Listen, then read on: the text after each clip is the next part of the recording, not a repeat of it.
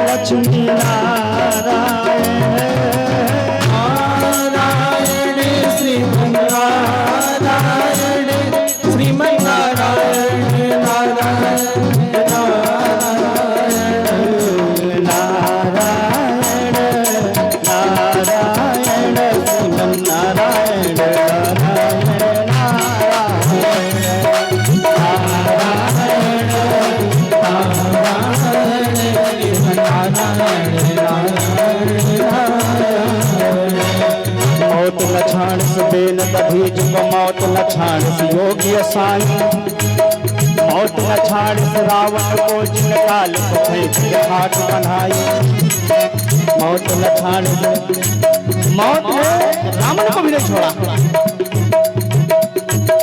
Ben कहे युग बीत गयो पर मौत निगोरी को मौत न आई मौत निगोरी को मौत न आई मौत निगोरी को मौत न आई नारायण नारायण श्रीमन नारायण नारायण नारायण नारायण नारायण श्रीमन नारायण नारायण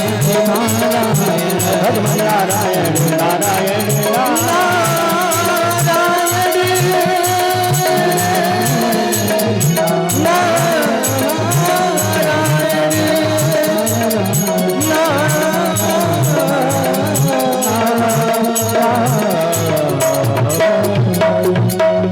बोली लक्ष्मी नारायण भगवान की जय। कल की पावन मेला में हम आप लोगों ने श्रवण किया कि चारों तरफ बाबा नारद औषधि ढूंढ रहे थे।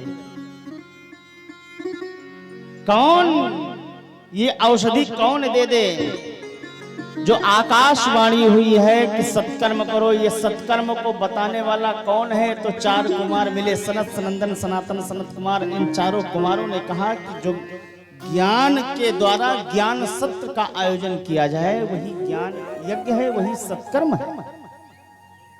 कहां किया जाए?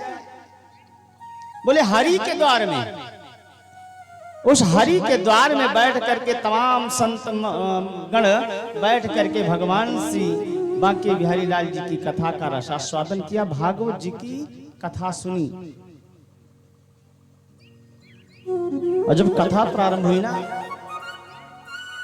उसी समय भक्ति देवी ज्ञान वैराग्य को लेकर के, और जो उनके चारों तरफ तमाम स्त्रियां, तमाम देवियां बैठी थी ना, उन देवियों को लेकर के देवी भक्ति उसी स्थान पर पहुंची। और जैसे पहुंची तो बड़ी तेज से उस सभा में, उस समाज में बड़ी तेज से जयकारा हुआ, बोले भक्ति देवी की जय। वो चारों दिशाएं गुंजायमान होने लगी और भक्ति देवी उस कथा का रसास्वादन किया।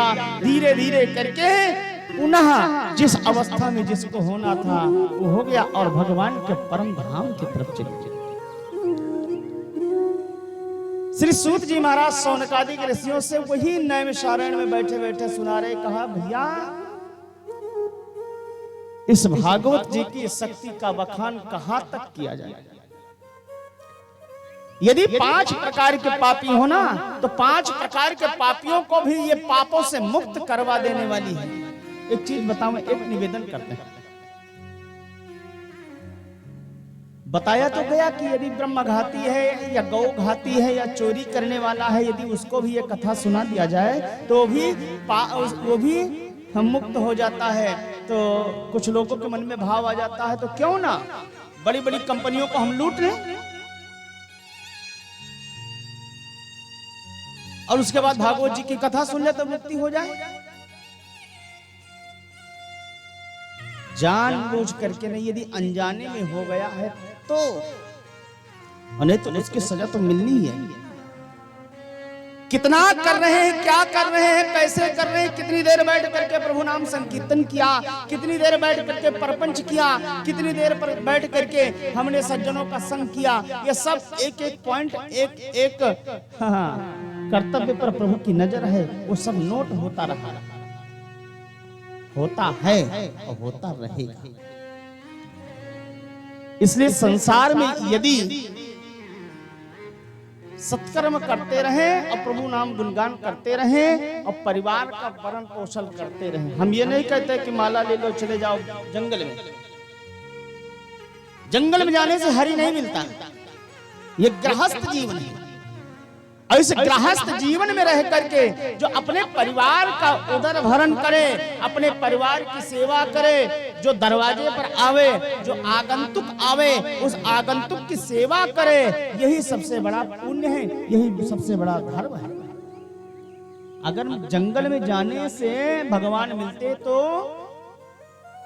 गोपी गजराज ये नहीं है। स्वामी सूत जी महाराज कहते हैं कि ऋषियों, आपको एक उदाहरण हम देते हैं, एक आख्यान सुनाते हैं कि जो सबसे बड़ा ब्राह्मण के घर में उसका जन्म तो हुआ, लेकिन उसका कर्म जो था बड़ा नीच था। उस नीचता के कारण वो अधोगति को प्राप्त हो गया, वो प्रेत बन गया। अब प्रेत बनने के बाद में वो प्रेत इधर उधर यत्र तत्र भटकता रहता है। तो उसके निमित्त भी भागवत जी की कथा